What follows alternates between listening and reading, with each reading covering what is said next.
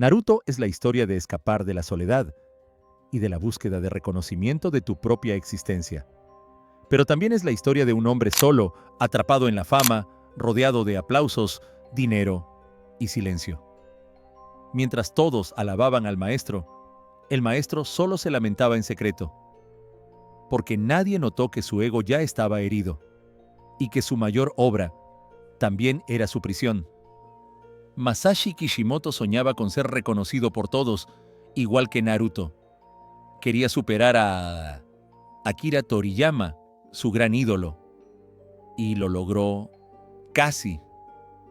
Naruto se convirtió en un fenómeno mundial, pero ese éxito fue también su condena, porque Kishimoto no solo construyó un universo, terminó prisionero dentro de él.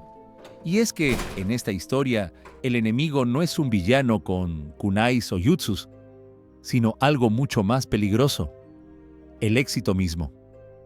Al principio, Kishimoto tenía a su lado a un editor capaz de decirle no. Un hombre llamado Yahagi, que convirtió su caos creativo en una obra que conquistó el mundo. Pero cuando Naruto se volvió una leyenda, todo cambió. Nadie se atrevía a contradecirlo. Los nuevos editores estaban ahí, pero ya no podían frenarlo, porque ¿quién se atreve a decirle no a un autor convertido en ídolo mundial?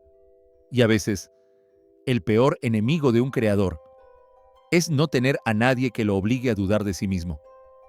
Este no es un viaje para buscar culpables o escándalos, es para entender la tragedia de un genio y descubrir cómo la industria del manga puede ser mucho más oscura de lo que parece. Hoy no voy a hablar solo de Naruto ni de su fallido sucesor, Samurai 8. Voy a contarte cómo Kishimoto intentó escapar del mundo que creó, fracasó y terminó regresando por voluntad propia, y cómo ese regreso podría redefinir el futuro de Naruto y de Boruto. ¿Puede un creador escapar del mundo que él mismo construyó? ¿O, en el fondo, no quiere escapar? Masashi Kishimoto y su hermano gemelo preferían el papel y la tinta al patio de recreo. Allí, Masashi encontró a su maestro, Akira Toriyama. Su obsesión era total, su meta, monumental: quiero dibujar algo que supere a Dragon Ball. Pero el sol quema a quienes se acercan demasiado. Sus primeros trabajos eran un reflejo de su mente: ciencia ficción, fantasía, mitología, todo mezclado sin orden. Su primer intento, Karakuri, aunque le valió un premio, fracasó. Era una historia confusa, con demasiados conceptos, la obra de un artista brillante, pero de un narrador sin brújula. Kishimoto tenía un océano de creatividad, pero sin un barco para navegarlo. Necesitaba un ancla. Necesitaba a alguien que le dijera la palabra más difícil para cualquier creador: no. Y sin saberlo, estaba a punto de conocer a quien se convertiría en el editor que marcaría su vida y que terminaría siendo su mayor aliado y, con su partida, el espejo de su propia perdición. Cuando Kishimoto presentó su siguiente gran idea, no era el Naruto que conocemos. Era casi una pesadilla. Naruto era un demonio zorro literal. Su mundo era moderno, con edificios, tecnología y pistolas. Incluso la idea central giraba en torno a que el ramen une a las personas. Yo, particularmente, creo que habría sido cancelado en 3 capítulos. Pero entonces llegó su joven editor, Kosuke Yahagi. No se burló ni lo descartó. Vio el diamante en bruto y dijo la palabra salvadora: no. El primer no fue rotundo. Naruto no sería un demonio, sino un niño que contenía uno, un símbolo de soledad. El segundo no fue para la tecnología. Yahagi lo instó a crear un mundo puramente ninja. Así nació la dupla perfecta. Yahagi insistió en que Naruto necesitaba un rival, Sasuke Uchiha. Rechazó ideas extravagantes como un Hokage perro, pero lo más duro estaba por venir. Kishimoto quería narrar su historia lentamente, explorando su universo paso a paso. Yahagi, reflejando las exigencias de la Shonen Jump, sabía que eso era un suicidio comercial.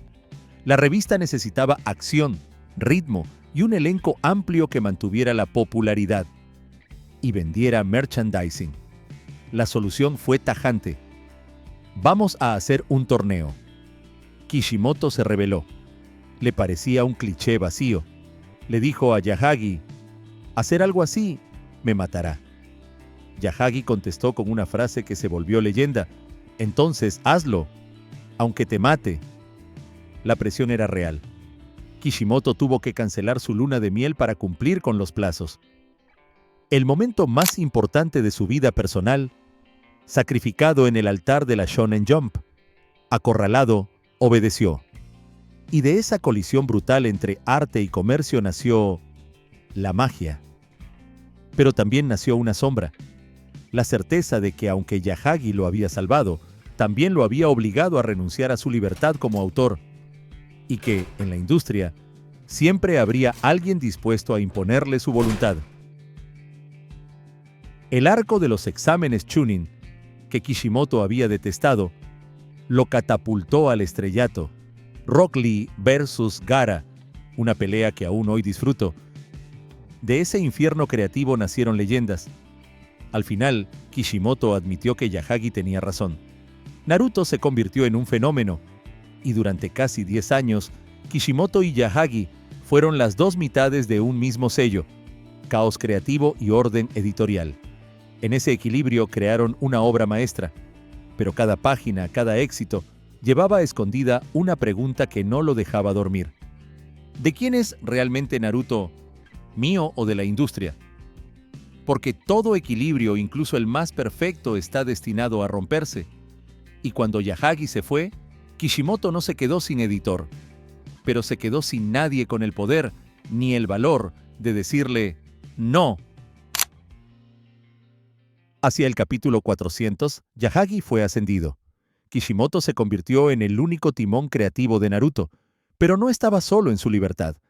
Estaba solo con su agotamiento. Tras una década de plazos inhumanos, de dibujar casi 20 páginas a la semana sin descanso, y con la presión constante de la industria, estaba exhausto. Y sin Yahagi para ofrecer una segunda opinión crítica, fue entonces cuando apareció la primera grieta. Esa grieta se llamaba Uchiha. Su obsesión con Sasuke y la tragedia de su clan comenzó a devorar la narrativa. ¿Por qué esa obsesión? Quizá porque el drama de los Uchiha, el peso del legado, el destino, la venganza, reflejaba inconscientemente la propia lucha de Kishimoto con el legado de Naruto. Un mundo que, para él, empezaba a sentirse como una carga impuesta. El proyecto Sasuke se tragó el universo. Cada villano estaba conectado a Sasuke, Itachi o Madara. ¿Qué pasó con los demás? El clan Hyuga quedó enterrado tras la muerte de Neshi. Rock Lee, símbolo del esfuerzo, reducido a un simple espectador. Naruto dejó de ser la historia de un mundo para convertirse en la telenovela de una sola familia. Y quizás, en ese exceso de libertad, Kishimoto se perdió, porque ya no había nadie que lo obligara a decirse no, ni siquiera a sí mismo. El barco se había quedado sin brújula y se dirigía hacia el mayor de los icebergs. Ese iceberg fue la cuarta gran guerra ninja, un arco que debía ser la gran cumbre, y terminó siendo un caos monumental. Madara, el villano definitivo, fue descartado de golpe. Kaguya apareció de la nada, rompiendo años de construcción narrativa. De repente, la historia ya no era sobre el esfuerzo contra el destino o la soledad contra los lazos. Se convirtió en una batalla de linajes divinos y reencarnaciones. Las escalas de poder se dispararon hasta lo absurdo. Naruto y Sasuke pasaron de ninjas legendarios a dioses capaces de destruir montañas, mientras todos los demás quedaban relegados a espectadores irrelevantes. ¿Recuerdas cuando Naruto trataba de lazos y humanidad? Ahora todo era poder y grandilocuencia. Uno no puede evitar preguntarse, ¿habría Yahagi permitido semejante final? Si la guerra ninja fue una grieta, Samurai 8 fue el derrumbe total. Esa fue la obra donde Kishimoto nos prometió corregir todos los errores de Naruto y que, según él, llevaba años trabajando en secreto. Kishimoto quiso empezar de cero, libre, sin nadie que le dijera no, pero esa libertad fue su perdición. Samurai 8 fue caótico, incomprensible, una sobrecarga de explicaciones, un sistema de poder imposible de seguir, sin corazón. Aún hoy trato de leerla y, honestamente, no puedo entender qué le estaba pasando por la cabeza. Es una historia abrumadora, con tantos elementos, que me resulta aburrida. Y el resultado fue el esperado. El público lo rechazó. Duró menos de un año. Samurai 8 fue Kishimoto puro, sin filtro. Y demostró dolorosamente lo esencial que había sido el freno de Yahagi. Porque a veces el peor enemigo de un creador es no tener a nadie que le diga que está equivocado. Esta fue la mayor decepción del fandom. No porque quisiéramos más Naruto, sino porque el maestro demostró que no podía crear una historia sólida sin una guía adecuada. Y en ese fracaso se reflejaron los fantasmas de un creador perdido. Y entonces, cuando todos pensaban que se alejaría para siempre, ocurrió lo impensable. Kishimoto regresó a la prisión que había construido. Primero, como supervisor de Boruto, una secuela que intentaba pasar la antorcha, pero no pudo mantenerse al margen. En 2020, tomó el control total del guión. ¿Por qué volver? ¿Era para corregir los errores del pasado? ¿El ego de un creador incapaz de soltar su mayor obra? ¿O quizás la dolorosa admisión de que, sin el universo de Naruto, se sentía perdido? Bajo su pluma, Boruto enfrentó críticas similares a las del final de Naruto. Personajes secundarios olvidados, un enfoque casi exclusivo en el poder y un ritmo irregular. Parecía que el ciclo se repetía. Después de todo lo vivido, uno esperaría que Kishimoto se alejara del tablero para siempre. Y en cierto modo lo hizo. Desde 2024, declaró públicamente que ya no escribe ni dibuja Boruto. Mikio Ikemoto, su antiguo asistente, ahora lidera la secuela. Kishimoto solo observa desde la distancia. Revisa algunos borradores, da sugerencias menores, pero no interviene. Boruto realmente es el manga de Ikemoto, dijo.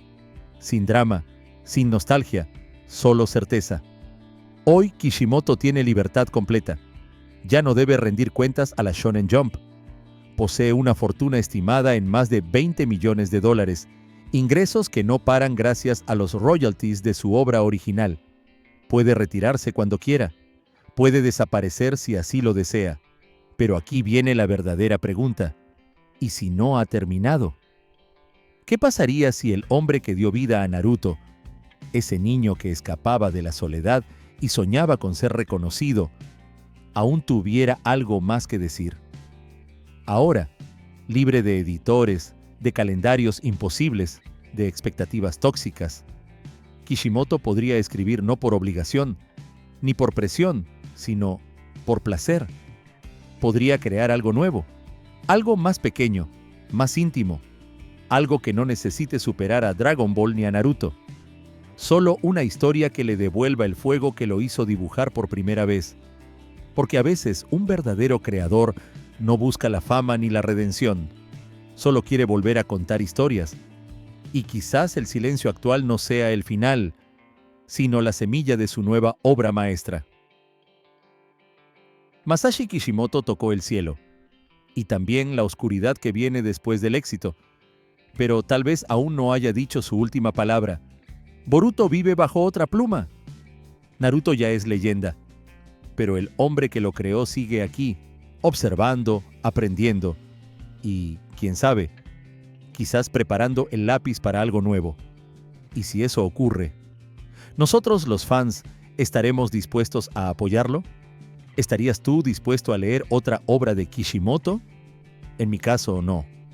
Y lo digo con respeto, porque, en mi humilde opinión, Kishimoto es un gran ilustrador, un artista con un estilo poderoso, pero no es bueno hilando historias que conecten con el gusto popular. Su fuerza está en la emoción visual, en el impacto de sus diseños, en la pasión con la que dibuja, pero como narrador, su brújula se rompió cuando perdió a quienes lo hacían dudar de sí mismo. Y esto no es algo que solo le pasó a él. Hay algo que todos debemos saber. Kishimoto y Akira Toriyama comparten una historia muy parecida. Ambos fueron devorados por el monstruo que ellos mismos crearon. Aunque Toriyama era un maestro consagrado, también fue absorbido por el mismo éxito que terminó consumiendo la pluma de Kishimoto. Y aunque el fandom los convirtió en leyenda, también tomó el control de sus historias, hasta que ya no eran completamente suyas. Por eso te recomiendo ver este video donde te explico cómo el arco de Goku terminó devorando la libertad creativa de Toriyama. Y cómo, sin darte cuenta, estás viendo una historia que se repite. Suscríbete si aún no lo has hecho, activa la campanita. Y prepárate para cuestionar todo lo que creías saber del shonen. Porque aquí, en este canal, las mejores historias no siempre terminan con una sonrisa. A veces, terminan con una verdad que nadie quiso contar.